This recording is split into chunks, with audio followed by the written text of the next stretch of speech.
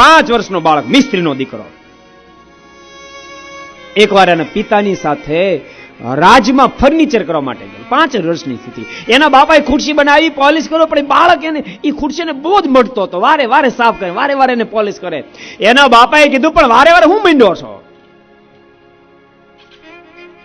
આ ખુરશી માટે આટલો બધો દાખલો શું આમ કરે છે? અને એ વખતે મુસોલિન 5 વર્ષના બાળકના મોઢામાં શબ્દ નીકળ્યો, કેમ મહેનત ન કરું? એક દાડો આ ખુરશી પર મારે બેહવાનું છે.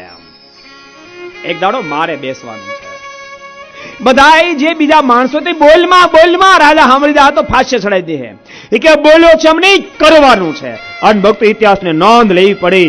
મોટો થઈને એ જ બાળક એ જ રાજનો મહારાજા બન્યો. મહારાજા બન્યો.